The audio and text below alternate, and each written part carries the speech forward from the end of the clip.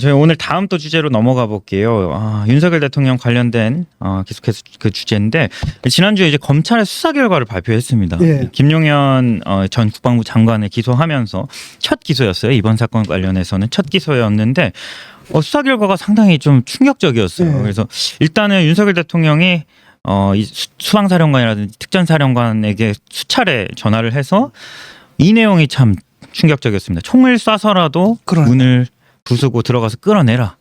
어떻게 보셨습니까?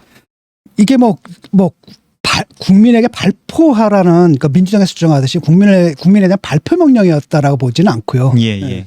근데 충격적이죠, 일단은. 뭐 그냥 어쨌든 총을 쏴서 겁을 줘서라도 그러니까 총을 쏴서 겁을 줘서라도 취지였고. 끌어내라 이런 얘기인데, 일단은 문제는 뭐냐면 총을 쏴서라도라는 말이 누구를 향해서 쏘는 건가? 예. 국회에서 예컨대 그 저항하는 사람이 있으면 총을 쏴버리란 얘기인지 아니면 공포탄을 쏴가지고 뭐 하라는 얘기인지 그건 분명하지 않죠. 그럼에도 불구하고 충격적인 거죠. 예. 이 말이 이제 결국 뭐냐면 나는 그냥 경고용어로 그냥 계엄령을 내렸을 뿐이다라고 했는데 실제로 예. 경고용이 아니었다라는 거잖아요.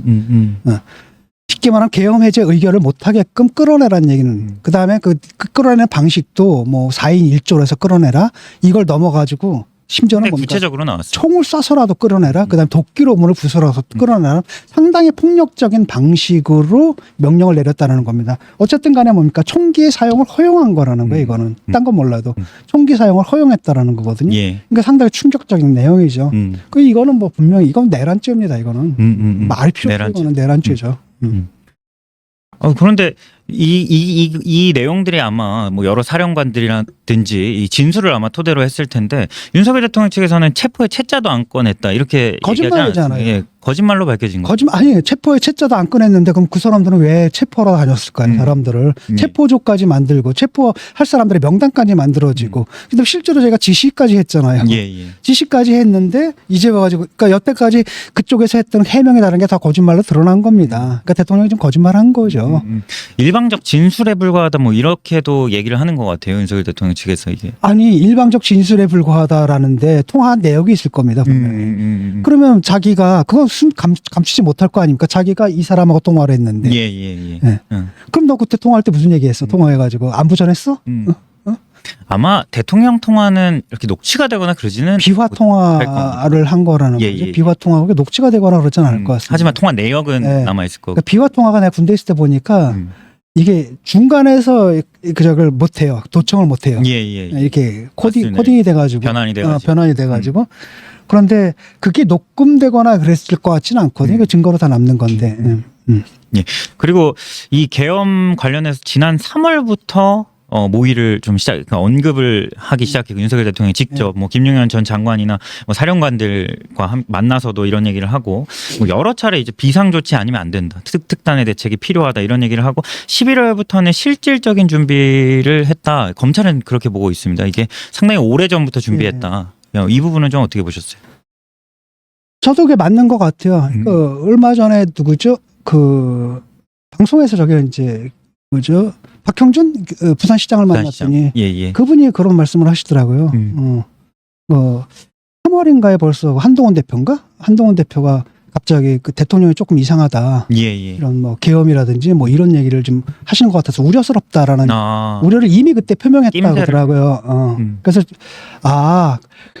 그 윤한 갈등이다라는 게 이제 그 배후에 상당히 이런 문제가 이미 있었구나라는 걸 그때 좀 저는 알게 됐거든요.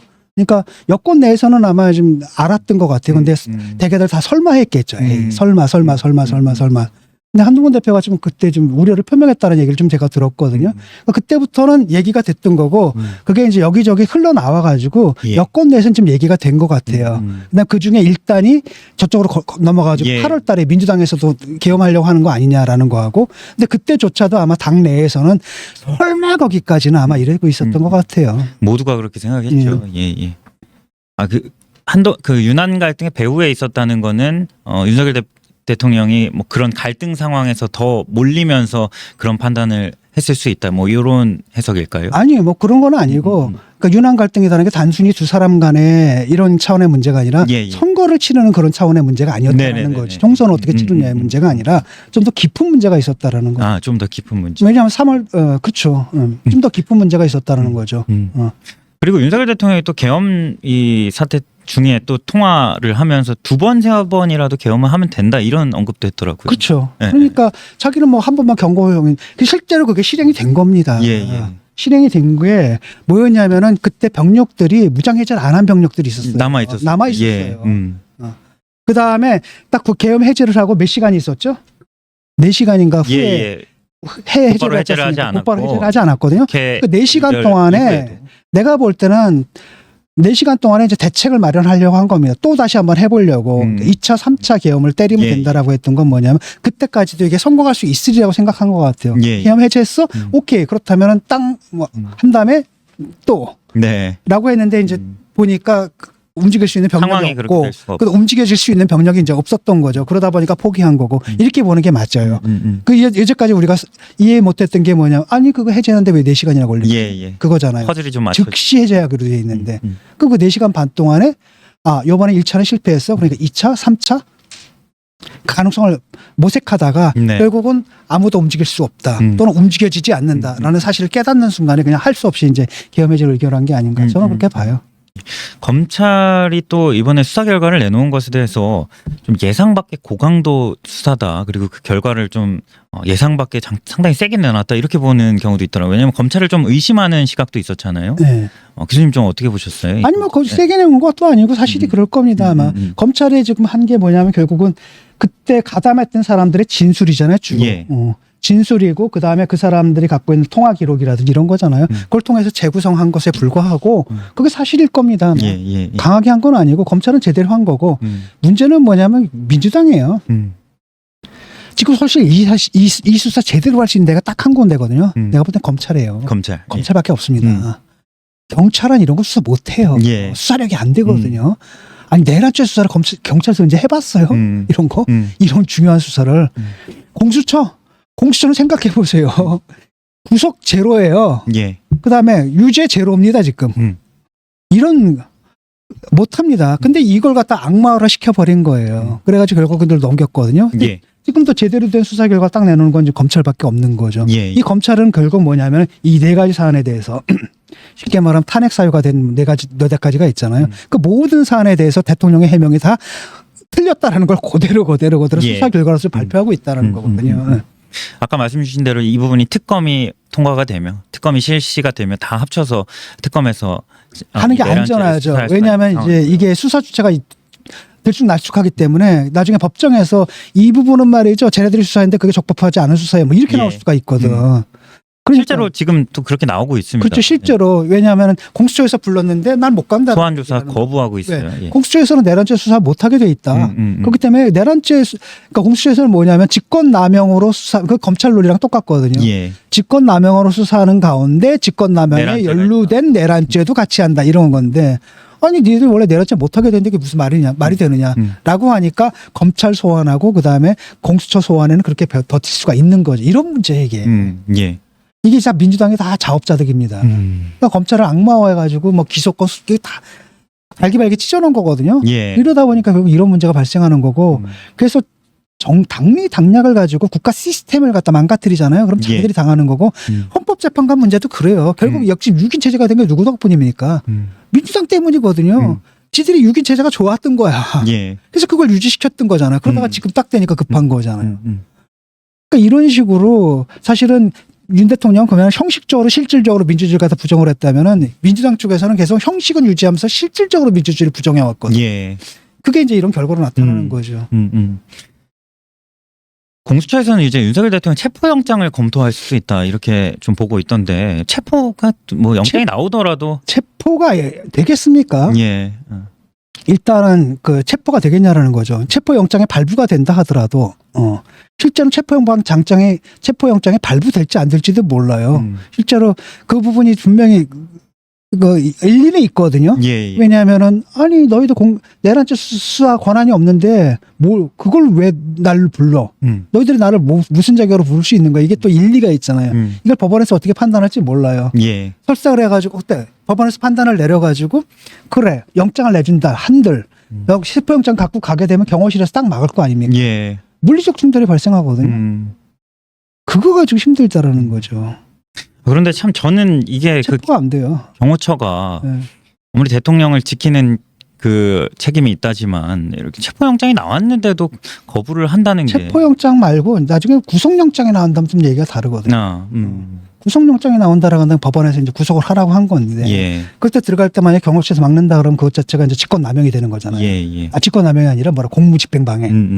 그래서 그냥 경호처 놈들 좀 잡아 넣으면 되거든요. 예. 근데 일단은 구속영장까지 가려면 좀 수사가 된 다음에 혐의가 분명해지고 그 다음에 이것 자체가 다 사실 구속영장 발부 사유가 되거든요. 예. 증거인멸 도주의 우려가 있는 거잖아요. 이건 사실은. 그래서 불렀는데 안 가고 수사하는데 불렀는데 안 가고 그렇게 가야지 결정되지 않을까. 그래서 공수처에서 부르는 거 뭐 공수처라는 거 뻔한 거 아닙니까. 보통 국민들도 우습게 보는 조직인데 거기서 부른다고 가겠냐라는 거. 예. 김영희님께서 또 슈퍼챗 보내주셨습니다. 진중권 교수님 응원합니다라고 보내주셨고요.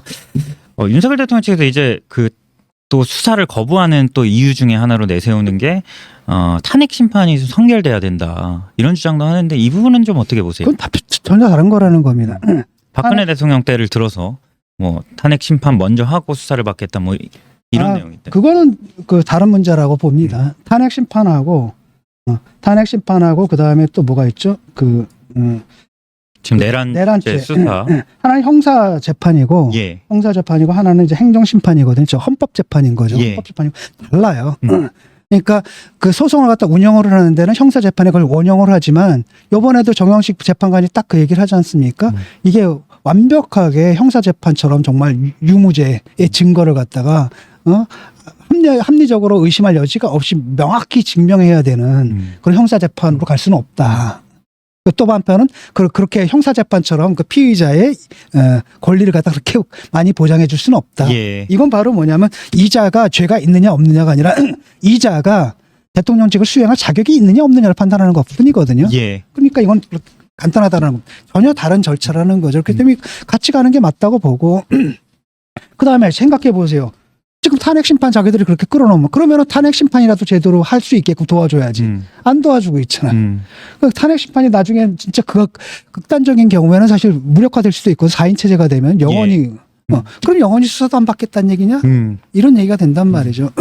탄핵 심판이라도. 저는 근데 어떻게 보면 그럴 경우에는 만약에 그렇게 갈 경우에 탄핵 심판이 먹통에 빠지잖아요. 예. 그러면 사실 내란죄로 갈 수밖에 없다고 봐요. 오히려 내란죄로 해서 딱 강화될. 구속 기소를 해버리고 예. 그러면서 구속 기소를 하게 되면 이제 그때 뭐가 생기는 겁니까? 이제 대통령 자격의 문제가 생기는 거잖아요. 예.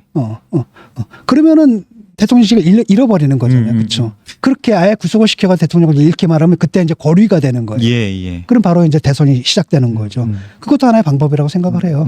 그래서 그렇게 만약에 탄핵 심판 진실 끝낸다라고 한다면 오히려 내란죄 수사를 갖다 급속화 빨리 진행시켜가지고 여기서 아예 그냥 구속을 시켜서 바로 끌어내려가지고 바로 끌어내려서 거리 상태를 만든 다음에 이제 다음 대통령 뽑는 절차로 넘어가는 거. 그게 맞다고 봐요. 지금 속보가 하나 나왔습니다, 교수님. 공조본 그러니까 이제 공수처와 경찰이 이제 함께 수사하는 공조본에서 윤석열 대통령 체포영장 청구했다고 나왔네요. 예. 체포를 했다고 하네요. 그거는 뭐 3차 소환에 불응했잖아요, 그렇죠? 예, 맞습니다. 그러니까 당연히 절차상으로 그렇게 갈 수밖에 없는 거고. 네, 말씀 주신 나와서 조서를 받아야죠. 그리고 자기가 뭐라 그랬습니까? 법적 책임, 그 다음에 뭐 교섭적 책임 피하지 않겠다고 했잖아요. 예. 자기가 처음에 나와가지고는. 근데 이제 와가지고 뭔 소리를 하는지 모르겠어요. 또 윤석열 대통령 측에서는 또 그런 입장 또 냅니다. 한덕수 탄핵 먼저 하고 또 윤석열 대통령 탄핵 심판을 해라. 뭐 이런 얘기도 또 하네요. 그거 말도 안 되는 거예요. 예. 가장 급한 문제부터 해야 되거든요. 예. 그러니까 그거는 이제 정영식 그 재판관이 그때 이미 얘기를 했잖아요. 그때 그렇게 주장을 했습니다. 아니 지금 탄핵 뭐 헌법재판소에 들어와 있는 사안들이 얼마나 많으냐. 근데 왜 우리 먼저 하느냐라 했더니 가장 급한 것부터 한다. 예, 예. 그렇잖아요. 먼저 서로 들어가면 가장 급한 것대로 해야 되고 지금 이 국가적인 비정상 상태를 갖다가 정상화하는 게 가장 최우선의 과제지. 네. 예를 들어가지고 누굽니까 이진숙 뭐 이런 사람들이 뭐고 이런 거 그렇게 중요한 거냐. 예, 예. 그 얘기죠. 그래서 그건 뭐 말도 안 된다고 보고요. 지난주에 이제 첫 탄핵 심판 변론기일이 있었습니다. 윤석열 대통령 탄핵 심판 첫 변론 준비기일. 대리인단을 결국에는 구성을 했더라고요. 안 하다가 계속 안 하다가 그 당일에 오전에 했어요. 배보윤 변호사, 뭐 윤갑근 변호사 이런 대리인단을 구성했는데 뭐 혹시 여기서는 조금 주목해 본 부분이 있으십니까? 헌법재판소에서 빨리 가겠다라는 얘기예요. 예. 빨리 가겠다라는 얘기고 그쪽에서 이제 핑계를 댄 거 아닙니까? 이것도 준비가 안 되고 저것도 준비가 안 되고 그래서 제 2차 이제 준비 기일이 3일로 딱 잡혔거든요. 예. 딱 일주일 준 거예요. 딱 일주일 준 거고 이것이 의미하는 바는 우리는 빨리 가겠다라는 겁니다. 빨리 가겠다라는 거고 그게 먹히지 않을 것이다. 예. 그러니까 심지어는 뭐라고 얘기했냐면은 당신들이 계속 질질 끌 경우에 그 모든 것들을 갖다 우리가 다 들어줄 수는 없다. 우리가 빨리 진행시킬 거다라고 분명히 얘기를 했던 겁니다. 그러니까 적어도 탄핵 심판에서의 지연 전략은 먹히지 않을 거라는 겁니다. 예. 일단 지난주 상황부터 좀 다시 한번 살펴봐야 할 것 같은데요. 일단은 지난주 금요일 이제 야당 주도로 한덕수 대행, 권한대행 탄핵 192명 중에서 192명 참석해서 192명이 찬성. 어떻게 보셨습니까, 교수님? 한편으로는 탄핵에 좀 불가피한 측면이 있었고요. 예. 다른 한편으로는 민주당에서 약간 오버액션한 게 아닌가 싶거든요. 예. 그러니까 처음에 민주당에서 탄핵을 걸었다가 26일인가에 유보를 했다가 27일 날 이제 한덕수 대행이 자기 입장을 발표를 하는데 예. 거기서 내가 임명 못하겠다고 선언을 해버린 거예요. 그러니까 어쩔 수 없이 민주당에서는 그냥 탄핵까지 가버린 그런 느낌은 있었는데 헌법재판관 임명. 헌법재판관 임명을 그러니까 그때도 조금 더 참았으면 좋겠거든요. 왜냐하면은 그게 기한이 있잖아요. 임명하는 기한. 예. 끝까지 채운 다음에 그때까지 하는 거 안 하는 걸 본 다음에 했다라고 한다면 괜찮았는데 그냥 바로 탄핵을 해버렸단 말이죠. 그래서 그런 것들이 왜냐하면은 지금 대통령 유고가 아니죠. 유고죠. 그렇죠. 예. 대통령 유고 상태에서 권한대행이 들어섰는데 이 권한대행을 통해 가지고 일단 안정화는 됐어요. 일단은 그렇죠. 외환시장이라든지 이런 것들이 안정화가 됐고 네. 그다음에 미국에서도 권한대행 체제에 대해서 신뢰를 표명했고 그런 측면이 분명히 있는데 그걸 네. 딱 무시하고 탄핵을 해버린 거잖아요. 그래서 그거는 좀 민주당에서 좀 오버액션한 측면이 좀 있다라고 생각이 들어요. 예. 좀 기다렸다가 명분을 좀 쌓았다가 했어도 늦지 않았을까 예. 그런 느낌이 들고요. 그다음에 한덕수 총리는 도대체 왜 그랬을까? 제가 볼 때는 이거는 이제 관료의 속성인 것 같아요. 우리가 이제 공무원이면 둘이 있지 않습니까? 어공하고 늘공이 있잖아요. 예. 그러니까 늘공들은 대개는 임명직이죠. 예. 늘공이 아니라 다시 할게요. 어공하고 늘공이 적절하지 않은 것 같아요. 그러니까 선출된 사람들이 있단 말이죠. 네. 선출직과 그다음 임명직이 있는데 선출직은 자기 정당성을 갖다 자기를 뽑아준 사람들한테서 가져요. 예. 국민한테 가져요. 예컨대 국회의원이라든지 대통령이라든지 지자체장이라든지. 그런데 그런 공무원이 아니라 임명된 사람들 있잖아요. 예. 임명된 사람들 성격이 굉장히 다른 것 같아요. 그러니까 자기를 선출해준 그 임명권자에 대한 충성심 같은 게 좀 있어요. 그래서 아마 그것 때문에 선출직과 달리 특히 어떤 결정을 내는 거냐면 자기를 임명해준 그 사람의 을 탄핵하느냐 안 하느냐의 문제거든요. 거기다 충성심이 있기 때문에 거기다 사실 헌법재판관을 임명한다는 것은 그 사람을 탄핵하는데 찬성표를 던진다는 의미가 강하잖아요. 예. 그러니까 그게 굉장히 부담스러웠던 것 같습니다. 그래서 그냥 입장 발표를 해가지고 난 못하겠다라고 그냥 배째라라고 그냥 못하겠다라고 나와버린 거고요. 예. 그러니까 이게 그렇다면 또 그 국힘에서 요구한 대로냐? 또 그건 또 아닌 것 같거든요. 왜냐하면 만약에 국힘에서 요구한 대로라고 한다면은 탄핵이 됐다 하더라도 의결 정독수 문제 가지고 이견이 있었거든요. 150석이냐 200석이냐. 난 못 물러나겠다. 그 의결 자체가 지금 적법하지 않다라고 하면서 직무를 계속 대행을 할 수도 있었거든요. 예. 그다음에 실제로 국힘에서는 그렇게 하라고 요구를 했단 말이죠. 예, 권성동 원내대표가 그렇죠. 이제 계속해서 직무해달라 이렇게. 그랬는데 그럼에도 불구하고 직무를 그냥 바로 내려놨어요. 네. 내려놓은 다음에 또 하나는 뭐냐면은 권한쟁의 심판 우리 같은 그런 법적인 대응도 안 하겠다라고 했단 말이에요. 예. 굉장히 수동적인 거잖아요. 그런데 그래서 권한쟁의 심판을 갖다 어느 쪽에서 걸었냐면 국힘 쪽에서 걸었던 거예요. 예. 라고 하면은 이분 같은 경우는 그 중간에서 나름대로 자기가 갖고 있는 소신에 따라서 행동한 것 같아요. 그렇군요. 사실 그게 적절하지 못한 게 왜냐하면은 권한대행이다라고 하면 사실 이 불안정을 조속히 안정시켜야 되거든요. 예. 조속히 안정시키는 것은 바로 뭐냐? 헌법재판관을 임명을 해서 예. 대통령에 대한 탄핵 심판이 정상적으로 이루어지게끔 하는 것. 그게 우리가 절차가 우리나라가 법적 절차가 보장하는 유일한 사태 수습책이거든요. 예. 그렇잖아요. 가장 합법적인. 네. 근데 그걸 갖다 다 거부해버리고 폭탄 던지기라는 거에 딱 있다 막 들고 있다가 옆에다 넘겨버린 겁니다. 그러니까 지금 최상목이 들고 있는 거죠. 그거. 네, 맞습니다. 그건 내가 볼 때 굉장히 비겁하다는 느낌이 들어요. 그러니까 자기가 비겁하다. 어떤 비난을 받든 간에 이게 자신의 임명권자에 대한 그 개인적 충성심보다 더 중요한 게 바로 뭐겠습니까? 국민에 대한 충성이잖아요. 국민 앞에서 자기가들이 갖고 있는 의무감 이걸 갖다 발휘하는 게 우선인데 그걸 하지 않고 좀 손쉬운 해결책을 취한 거 그 부분은 이제 비판받아 마땅하죠. 근데 지금 상황에서 사실 뭐 내란 이런 논란까지 있는 상황에서 충성심이라고 하더라도 참 리스크가 큰 것 같은데. 그렇죠. 예. 그거는 올바른 충성심이 아니죠. 사실은 어떤 면에서는. 예. 근데 그게 관료들의 속성이 그렇다 그러더라고요. 듣자 하니까. 관료들 임명직들. 예. 그리고 특히 뭐 최상목 그 직권 권한대행이죠. 그분도 그렇게 크게 다르지 않다라는 얘기가 나오는 게 그분들 속성이 그렇다라는 거예요. 예. 그러니까 원래 관료들이. 그러니까 정치인들 같은 경우는 사실 정치적 책임 이런 것에 굉장히 민감하잖아요. 예. 근데 이분들 같은 경우는 정치적 책임 이런 게 아니라 그냥 닭이 직무, 임명해준 사람. 임명해준 그러니까 자기를 임명해준 사람보다 위에 서려고 하는 거라든지 이런 것들을 굉장히 부담스러워한다라는 거죠. 예. 이 의결 정족수는 결국에는 이제 우원식 국회의장이 이제 과반만 넘으면은 총리직에 대한 탄핵이기 때문에 과반만 넘으면 된다 이렇게 판단은 하고 결국에는 일단 가결이 된 건데 뭐 이 부분은 혹시 교수님은 좀 저는 150석은 아니라고 봐요. 200석이 맞다고. 200석이 맞다. 예. 왜냐하면은 그거 자체가 그렇게 됐을 겁니다. 총리 시절에 저지른 짓으로 탄핵을 할 경우는 150석인데 예. 이게 보니까 5가지 사유인데 그중에 3가지는 총리 시절이고 2가지는 대행 시절이거든요. 예. 대행 시절에 한 일을 가지고 탄핵을 할 거라면 사실 200석이 되는 게 맞지 않는가. 저는 이게 그렇게 생각하거든요. 주된 이유도 네. 사실 그렇죠. 헌법재판관이면 거부한. 네. 그러니까 그거 핵심에 사실 딱 그거 하나죠. 사실 예. 주된 이유도 아니고 유일한 이유가 그거죠. 예. 왜냐하면 다른 게 이유가 됐다라고 한다면 아니 그 대통령 탄핵할 때 예. 같이 탄핵을 했어야지. 그때 가만 놔두고 이제 와가지고 간다라는 게 말이 안 되는 거고 사실 그것 때문이거든요. 라고 한다면 사실 200석으로 가는 게 이제 맞다고 생각을 하고요. 예. 그런데 어쨌든 그게 본인이 그걸 갖다 받아들였고 그 다음에 일단은 권한쟁의 심판으로 넘어갔지 않습니까? 네네. 헌재의 그 판결을 좀 지켜봐야 되는데 민주당에서도 그게 그 헌재에서 합헌으로 나올지 기각을 할지 안 할지 그건 관심 없는 겁니다.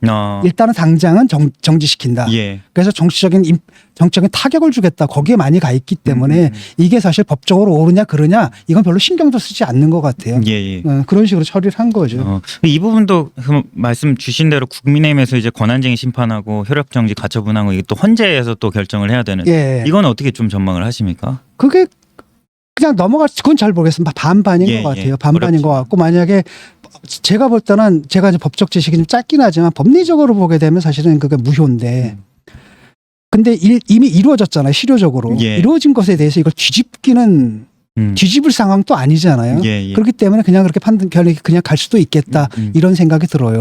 아니 그때쯤 다시 그걸 뒤집어가지고 뭐 하겠다는 겁니까? 네. 뒤집을 가능성이 논란이 있어요. 현실적으로 있냐라는 거죠. 그걸 뒤집어서 얻어질 법익이 있냐라는 거죠. 예. 그 아무리 생각해도 법익이 없거든요.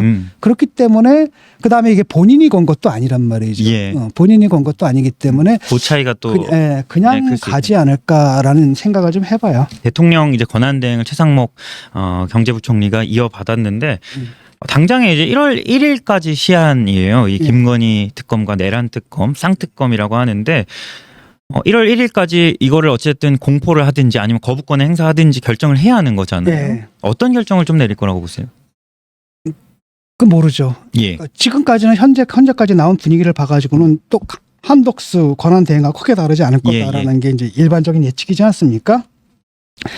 그래서 딴 건 모르겠는데 일단 김건희 특검법 같은 게 저는 제가 볼 때는 이거는 거부해도 된다고 봐요. 그렇게 큰 사안이 아닙니다. 더 이상. 예. 근데 내란 특검 같은 경우는 사실 이거 받을 필요가 좀 있다고 보거든요. 예. 왜냐하면은 지금 이게 민주당의 작업자득인데 이제 수사 주체가 셋이에요.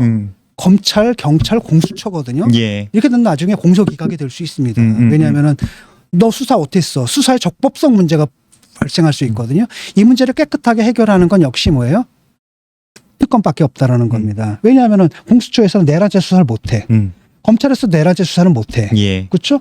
경찰은 내란죄 수사를 할 수 있어. 근데 문제는 자기들도 결로돼 있어. 뭐 이런 상태거든요. 공수처는 수사는 할 수 있는데 기소권은 또 검찰이 갖고 있어요. 정신이 없잖아. 예.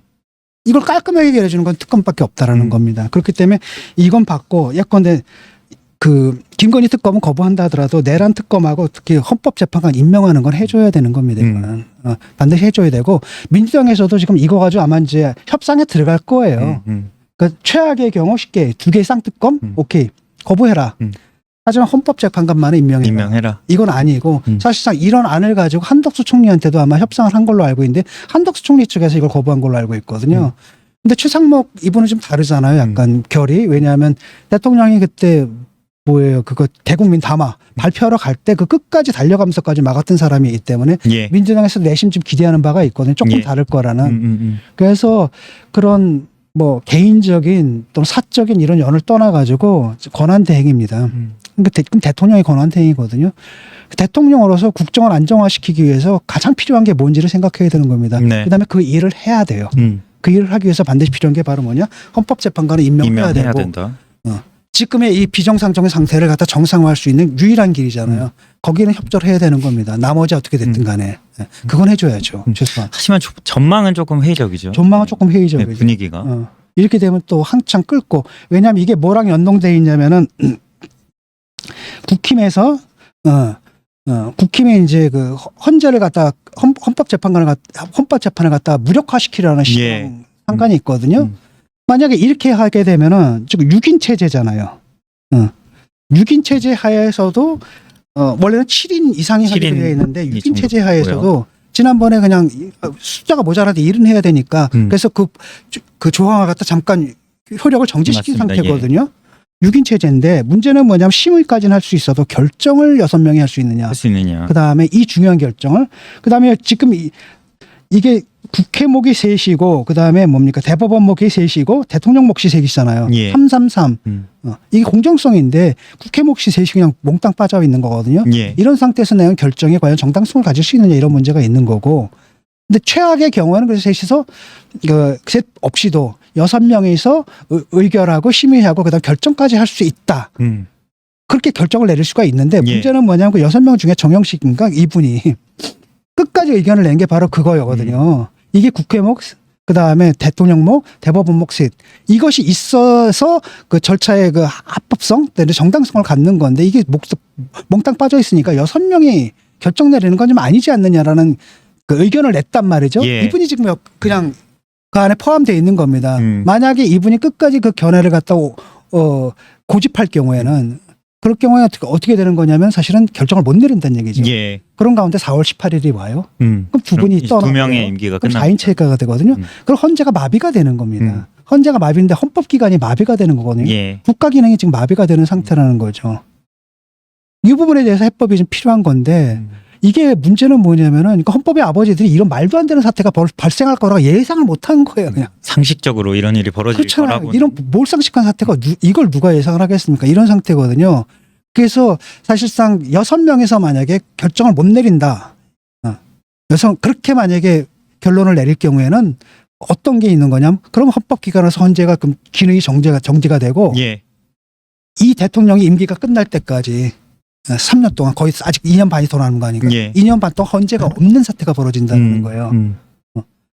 그렇기 때문에 이번에 어떻게 그 6명의 결정 그것이 어떻게 될지 몰라요. 예. 거기서 이런 사태까지 예상한다면 헌재가 자살하는 거잖아요. 그 결정으로. 헌재가 자살을 선택할까? 저는 그건 좀 아니라고 보거든요. 그래서 예. 6명에서도 충분히 심의할 수 있다라는 결론을 내릴 가능성이 더 크다라고 저는 보고요. 또는 그 전에 임명이 될 수도 있습니다. 지금 뭡니까? 합의가 안 됐다라는 거잖아요. 그럼 민주당에서 국힘한테 합의하자고 얘기를 하는 거예요. 예. 사실상 합의는 끝났거든. 국힘에서 트집 잡는 거잖아요. 합의하자라고 들어가는 겁니다. 근데 국민들한테 보여주는 거예요. 국힘에서 합의를 안 하려고 이리 빼고 저리 빼고 이리 빼고 저리 빼는 것을. 그러니까 국힘에서도 뭐라고 생각하는 거냐면 사실 헌법 심판 이건 피해갈 수가 없다고 보는 거예요. 예. 자기들도 볼 겁니다. 음. 문제는 뭐냐면 되도록 늦추자라는 거지. 이거. 예. 언제까지? 이재명 심판되는 대표. 날까? 이게 이거거든요. 그래서 저는 헌법 심판이 이루어진, 그러니까 이 헌법 심판이 이루어진 거, 탄핵 심판이 이루어진다라는 거 이루어지지 않을 가능성은 우려는 되지만 그것보다는 가능성은 적다. 늦춰질 것이다. 늦춰질 것이다. 근데 적어도 4월 18일 이전에는 이게 문제가 해결을 해야 된다. 예. 그리고 어쨌든 저 사람들은 4월 18일까지는 이미 계속 끌려고 할 거라는 거예요. 예. 그다음 4월 18일까지 끌린다면 그 다음부터 또 다시 이제 2, 3개월이잖아요. 그다음 대선은 또 2, 3개월 또 미뤄지고 네. 이렇게 된다면은 잘하면은 그 선거가 뭐예요? 이재명 대표 2심, 3심, 잘하면 3심까지도 난 다음이 될 수 있다라고 보는 게 이제 국힘의 이제 수죠. 예. 그런데 그게 과연 실현될 수 있을까? 그건 좀 어려울 것 같거든요. 왜냐하면은 선거법 재판은 정말 무한히 끌 수 있거든요. 예. 1심도 사실 상당히 오래 걸렸고, 예, 오래 걸렸고 2심, 3심이 3개월 안에 6개월 안에 안 끝날 겁니다. 예. 2심, 3심이 6개월 안에 끝나고 아무리 늦춘 뭐랄까 빨리 잡아도 한 1년은 걸리지 않을까 싶어요. 그리고 사법부도 사실 지금 상황에서 이재명 대표 선고를 내린다는 게 굉장히 부담스러울 수가 있고요. 근데 그리고 또 문제가 이제 최상목 이제 대행이 헌법재판관 임명하지 않으면 야당이 또 탄핵을 하겠다. 추가로 할 수 있다. 오버할 필요 없다고 봐요. 오버할 필요 없다. 이제까지 곧 예. 탄핵을 하고 그게 이제 그러니까 무슨 노상면인가 이름이 뭐죠? 노정면? 예, 노정면. 뭐 이런 사람들 그다음에 또 그 민주당의 그 극성 분자들 있잖아요. 극렬 분자들이 지금 5명 다 해가지고 뭐 이런 건데 그거야말로 사실 국힘 말대로 내란죄가 될 수가 있거든요. 예. 왜냐하면은 국무회의를 못 연다라고 한다면 국가 기능이 마비되는 건데 예. 국가 기능 마비시키겠다는 얘기잖아요. 뭐 하겠다는 얘기입니까 지금?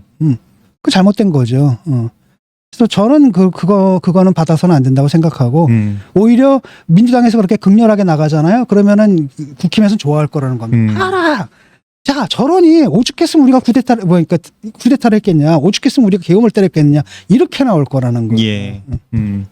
그러니까 빌미를 오히려 더 제공하는 게 된다. 민주당 입장에서는. 네. 예. 지난주에 또 한 장면이 이제 이 한덕수 탄핵에도 이제 소신표 이탈표가 또 발생을 했는데 조경태 의원이 또 참석을 해서 찬성표를 던졌습니다. 이 헌법재판관 또 임명안 표결 때도 한 4명 정도가 참여를 했는데 이런 분위기와 흐름이 좀 반복되는 것 같습니다. 이런 그렇죠. 계속 가겠죠. 그거는. 왜냐하면은 그 사람들이 비록 소수다 하더라도 그 사람들한테 당의 미래가 걸려 있는 거거든요. 그 사람들한테 당의 미래가 걸려 있는 거고 그렇기 때문에 일단은 과거 같으면은 또는 뭐 이미 그러고도 있지만은 예. 바로 내치자라고 얘기를 하고 있지 않습니까? 홍준표 같은 사람들이 저 사람들 암덩어리가 어쩌고 저쩌고 하면서 내쳐야 된다라고 하는데 일단 그 부분에 대해서 굉장히 부담을 갖고 있는 것 같아요. 그걸 딱 내치는 순간에 이제 뭐가 되는 겁니까? 순도 100% 내란 정당이 되는 거죠. 예. 순도 100% 내란 정당이 되는 거고 지금 국힘이 그나마 버틸 수 있는 게 뭐냐면 한동훈 대표를 필두로 해가지고 18명이 일단 국회의사당에 들어가가지고 네. 거기서 계엄 해제를 의결하는데 참여를 한 거거든요. 이것 때문에 지금 간신히 남아있는 건데 예. 이 사람들을 쳐낸다? 그럼 완전히 100%죠. 순도 100% 내란 정당이고 그런 국민들이 받아줄 수 있을까요? 저만 해도 당장 그 순간에 저거 위헌 정당 소송을 걸 겁니다. 예. 저런 정당을 과연 그러니까 계엄령 그러니까 국민들의 그 헌법적 권리를 마구마구 중단시키는 행위를 옹호하는 저런 정당이 과연 대한민국의 자유민주주의적 질서에 부합한 정당이냐. 여기에 대해서 진짜 헌법재판소의 판단을 좀 받아볼 필요가 있다고 생각되거든요. 예. 이 정도라는 거죠. 저건 위헌 정당이죠. 저 정도 되면은. 그러니까 그런 부분이 있기 때문에 차마 내치지 못하는 상황이에요. 예. 부담이 있는 거군요. 부담이 있는 거고 권영세 체제가 이제 어떻게 될지 잘 모르겠는데 예. 이거는 어차피 그래가진 그 희망이 없거든요. 보수층 중에서 한 3분의 1은 제가 볼 때 떨어져 나갑니다. 남는 건 결국 뭐냐면은 지금 보세요. 국힘이 지금 하는 일을 보세요. 그 사람들이 하는 일을 딱 보게 되면 정확하게 자유한국당하고 같아요. 국힘이 완전히 자유한국당이 돼버린 거예요 지금. 2017년 예, 탄핵 이후에 지금 보면은 그렇잖아요. 그 윤상현 이런 사람 가가지고 자유한국당 집회 가가지고 정광훈 목사 집회 가가지고 절하고 잘못했습니다. 뭐 이런 얘기를 하고 있단 말이죠. 딱 그러니까 다 차이가 없거든요. 그래서 그런 정당이 돼버리는 겁니다. 예. 그래서 뭐 지금 그 기로에 이제 서 있는 거고 지금은 뭐냐면은 권영세 체제가 딱 등장하면서 권영세 이분이 그래도 좀 개파색이 좀 옅은 분이고 예. 그때문에 조금 관망하는 거거든요. 그래 일단은 당에 쪼개지는 것보다는 함께 가는 게 낫지 않느냐. 라는 공감대 위에 지금 서 있는데 문제는 뭐냐 함께 가는 게 문제가 아니잖아요. 함께 어디로 가느냐의 문제거든요. 예, 맞습니다. 함께가 자유한국당의 길을 가느냐 아니면 혁신정당의 길을 가느냐 그 기로에 지금 서 있고 약간 시간을 벌어놓은 상태입니다. 권영세 이분이.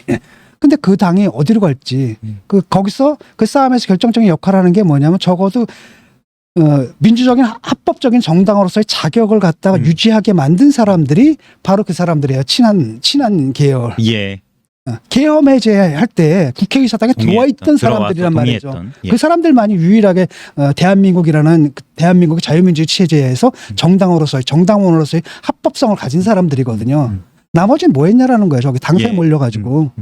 그다음 심지어는 국회 안에 있으면서 표결에 참석하지 않은 사람들도 있었고 이런 사람은 자격이 없는 거거든요. 그래서 그 싸움이 지금 벌어지고 있다고 보면 됩니다. 계속되고 있다라는 거죠. 오늘부터 이제 권영세 체제 본격적으로 이제 비대위 체제인데 잘 할 거라고 보세요. 방금 말씀 주셨지만 저는 그렇게 그 전망이 밝지 않다고 그렇지 않습니까? 예. 왜냐하면 지금 보세요. 국힘에서 지금 하는 것들을 보게 되면 완전 거꾸로 가고 있잖아요. 거꾸로 간다.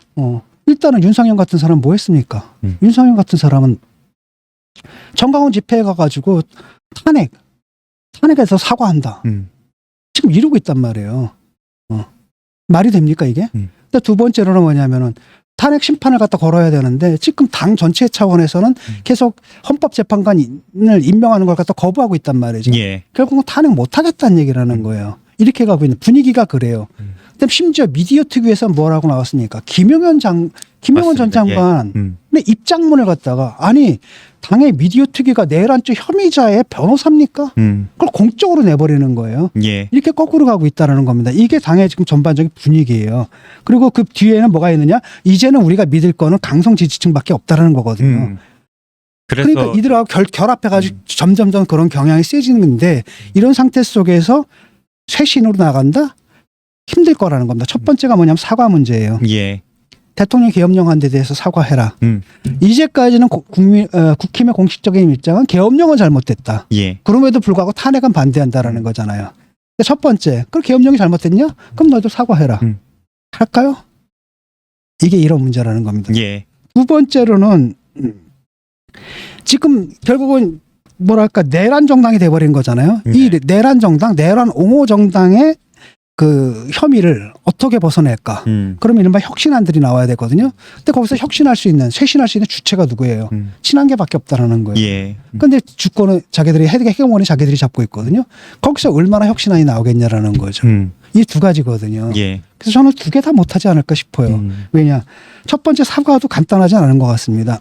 사과한다라고 하니까 벌써 강성 보수층에서 엄청나게 반발이 심해요. 예. 근데 심지어는 뭐 가로세로 연구소인가? 거기서 권영세 이번에 이제 비리를 또 폭로하겠다. 보니까 무슨 재벌 3세가 부르니까 쪼르르 달려나왔다. 뭐 이런 얘기거든요. 예, 그런 의혹을 또 제기했어요. 그런 의혹을 제기하면서 아주 더럽고 치사하게 이제 물고 늘어질 거라는 겁니다. 사과하면 공개하겠다. 네.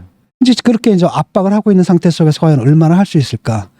첫 번째 사과는 잘하면 할 수도 있을 것 같아요. 왜냐하면 그 공식 입장이기 때문에. 예. 두 번째 쇄신이 될까?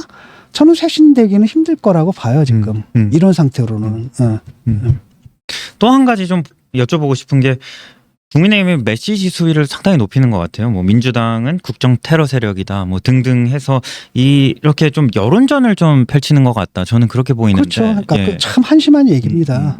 그게 어느 정도 먹히는 건 있을 겁니다. 왜냐하면 민주당에서 계속 탄핵을 했잖아요. 이게 민주당의 자업자득이거든요. 예. 탄핵이 몇 번째입니까 지금? 25번째가 거의 뭐, 예. 이제 수를 셀 수 없을 정도. 수를 셀 수가 없습니다. 예. 그러니까 정말 탄핵을 해야 될 때 사람들이 그 알죠? 양치기 소년. 예. 늑대가 왔다 하는데 정말 늑대 왔을 때는 사람들이 안 믿어버리는 거거든요. 지금 딱 그런 상황이라는 거죠. 예. 한덕수 총리가 사실 헌법재판관을 임명하지 않았을 때 저는 지금 분명히 탄핵 사유가 된다라고 생각을 하거든요. 그런데 그때는 딱 했는데 정작 탄핵 사유가 됐을 때 탄핵을 했는데 국민들이 딱 볼 때는 계속 탄핵을 하네. 그다음에 한덕수 안 하면 그다음 최상목 탄핵이래네. 그다음에 계속 탄핵해가지고 나중에 국무회의를 없앨 거래네. 라고 한다면 거기에 대한 반발이 확 있는 거거든요. 국힘에서는 그걸 알기 때문에 계속 그걸 유도를 하는 거죠. 예. 유도를 하는 거고 제가 볼 때는 민주당에서 거기 넘어가면 안 된다고 생각을 해요. 예. 이 부분도 하나 여쭤보고 싶습니다. 민주당에서 또 여당 향해서 이제 뭐 내란 동조다 이렇게 하면서 권성동 원내대표 등 여권 인사들을 좀 고발한다. 그것도 오버죠. 그거는 뭐 고발한다고 될 것도 아니고 뭐 내란죄 성립이라든지 내란죄 성립 자체도 이게 굉장히 까다롭거든요. 그런데 그거 좀 거들었다고 그게 고발이 될 수 있는지 그러니까 이런 식의 정치적인 그 제스처 좀 안 썼으면 좋겠거든요. 서로 그 의미가 없는 짓이에요. 자유민주주의 사회에서 뭐 온갖 견해를 다 얘기할 수 있는 거죠. 근데 그걸 가지고 무슨 고발을 하고 고소를 하고 뭐 하는 짓인지 모르겠어요. 그다음에 이제 증인도 부를 증인이 많지도 않아요. 이게 딱 하나의 사안이거든요. 박근혜 때는 혐의가 9개였단 말이에요. 예. 사유가 상당히 9개였는데 예. 상당히 복잡했는데 요번에 딱 하나가 내란죄예요. 그다음에 문제는 뭐냐면 여기 나온 사람들 증인으로 신청한 모든 사람들 있죠. 다 검찰 경찰 수사를 다 받았어요. 그래가지고 다 자백을 했습니다. 다 구속이 돼 있는. 왜 자백을 했느냐? 간단합니다. 군인들은 말이지 군형법이에요. 예. 이건 그냥 사형 아니면 무기밖에 없습니다. 그러니까 여기서 그걸 갖다가 누가 나서가지고 내가 뒤집어 쓰겠습니다라고 할 사람이 있을 수가 없는 거죠. 다 하고 심지어는 어느 군인은 진짜 세상에 김호준 프로그램 같은 데 나가가지고 얘기를 하더라고요. 예. 이거 살려달라는 얘기입니다. 쫄아버린 거거든요. 그러니까 이거는 뭐 여기서 무슨 증언이 엇갈리거나 이럴 할 필요 없습니다. 딱 부를 증언 뻔해요. 증인들 뻔합니다. 아니 계엄 작전에 갖다 동원됐던 그 지휘관들 딱딱딱딱 부르면 되는 거예요. 예. 그래서 이 사람들 이미 증언들이 다 확보가 됐습니다. 그다음에 저쪽에서 부를 사람이 있어요? 없죠. 라고 한다면 빨리 갈 수밖에 없는 거죠. 한 가지가 뭐 방금 전에 대리인단 얘기도 제가 여쭤봤는데 그 공수처 수사는 또 뭐 김홍일 전 방통위원장이 대리를 맡고 이제 주로 그 윤석열 대통령과 가깝다고 이제 여겨졌던 평가됐던 사람들이 다 결국에는 윤석열 대통령을 지키는 그런 장면인 것 같아요. 예. 네. 문제는 뭐냐면 그 사람들이 옛날에 박근혜 탄핵 심판 때도 그랬고 이번에도 마찬가지고 그때 유영하 변호사였나? 유영하 변호사 결국엔 국회의원까지 이 됐어요. 사람은 근데 사법적 대응을 하지 않았거든요. 이게 사람 변호사 자격이 좀 의심스러울 정도로 말도 안 되는 법적으로 말도 안 되는 얘기를만 했단 말이죠. 예. 윤석열도 마찬가지입니다. 이 사람은 법적 대응을 하는 것보다는 정치적 대응을 하는 거예요. 예. 그러니까 저기랑 똑같아요. 조국도 그랬잖아요. 법적으로 말도 안 되는 얘기를 막 하는데 그걸로 바깥에 있는 지지층에 호소하는 거죠. 예. 그래서 사안을 갖다 정치적 사안을 만들어 버리려고 했거든요. 근데 지금도 보면은 이 사람들이 펴놓은 논리 보면은 법적인 논리가 아니라 그 법적으로 억지 논리만 막 펴고 있거든요. 억지 논리만 펴면서 결국은 뭐냐.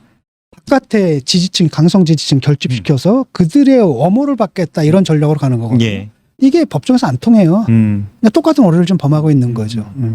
뭐 조국 대표뿐만 아니라 이재명 대표도 비슷한 장면이라고 할 수 그렇죠. 있겠고 참 요즘 들어 정치적으로 이 사법적인 문제가 열렸을 때 방금 전에 교수님 말씀하신 그 방법으로 정치인들이 대응을 많이 하는 것 그렇죠. 같아요. 그걸로 일단 개인적 득을 보잖아요. 여론전을 하고요. 그 여론전을 통해 가지고 그러니까 이재명 같은 경우에는 계속 지연시켜왔던 거고 재판을 예. 지연시켜 올 수 있었던 거고 그 다음에 조국 같은 경우 심지어 그 그 전략으로 뭡니까 국회의원까지 됐단 말이에요.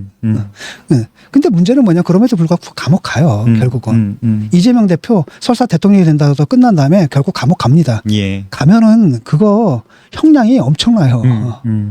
지금 저기 보세요 지금 이화영이가 몇 년 받았어요. 예. 7년 6개월 받았고. 예. 상당히.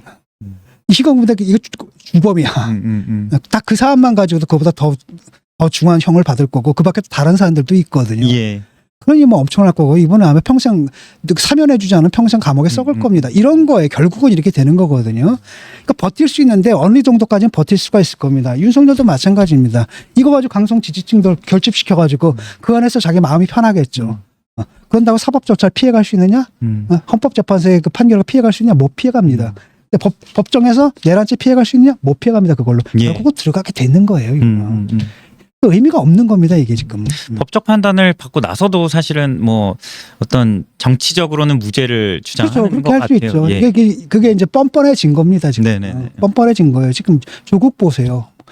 뭐 옥중서한 지가 무슨 옛날에 무슨 저 좌파 혁명가 같아요. 막 옥중서한 지가 뭐 그람시야 뭐야. 말도 안 되는.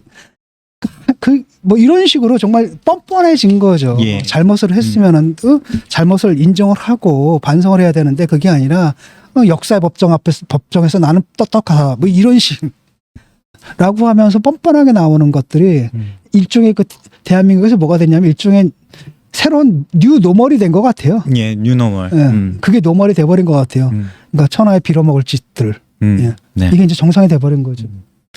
교수님, 그 주말 중에 좀 황당한 뭐 보도를 하나 봤습니다. 김용현 전 국방장관, 그 내란 사건의 비상계엄 사건의 주범인데 한동훈 대표, 이재명 대표, 박주민 의원을 포고령 위반, 계엄법 위반으로 고발하겠다. 오늘 한다고 해요. 이거는 어떤 의도로 보세요? 그러니까 애들이 바본지. 바본지. 아니 그 포고령이 지금 위헌에 걸리는 거 아닙니까? 예. 그 계엄령 때린 게 위헌이고 그 포고령의 내용 모든 정치 활동을 그만다라는 것 자체가 위헌 조항인데 예. 이걸 가지고 포고령이 아직도 유효하다? 일단 계엄은 해제돼 있는데 그게 유효하다라고 지금 고소한다는 게 말이 되느냐라는 거죠. 지금 코미디 같은 짓을 하는데 이것도 사실 다 그 강성 머리 굳은 사람들 있잖아요. 그 강성들에게 던지는 메시지고 자기는 버티겠다라는 거예요. 쉽게 말하면은 자기 그 인지 부조화를 극복하기 위한 자기만의 방식이다라고 보는 건 됩니다. 모든 사람들이 다 그 위헌이라고 알고 있는데 내 머릿속에서는 그건 합헌이야. 뭐 이렇게 구국의 결단이었어. 나는 떳떳해. 계속 나가겠다라는 거죠. 그리고 법적 대응 차원에서도 이렇게 하는 것도 있는 것 같아요. 법적 대응 그런 것 이게 사실은 성립될 수도 없는 거고 이게 법원에서 받아나 줄까 모르겠어요. 이건 말도 안 되는 거니까 예. 근거도 없는 거고 말도 안 되는 거고 그러니까 저는 정치적 사인이라고 봐요. 나는 계속 싸울 거다. 결국엔 강성지층에게 지층한테 보내는 사인이라고 보는 거죠. 상당히 메시지도 유사하고요. 윤석열 대통령이나 그리고 또 국민의힘이나 윤석열 대통령 역시 뭐 같은 맥락에서 좀 그러니까 빨리 왜냐하면은 빨리 그 대통령을 파면을 해야 됩니다. 그래야지 구심점이 사라지는 거거든요. 그러니까 국민의힘에 저게 문제가 되는 건 뭐냐면 그러니까 저 사람들 줄 서는 사람들이거든요. 예. 아직까지 저쪽에 줄 서는 거예요. 아직까지 저쪽에 줄 서는 거거든요. 그러니까 빨리 구심점을 딱 때려야지 줄을 다시 서면서 판이 정리가 됩니다. 저거.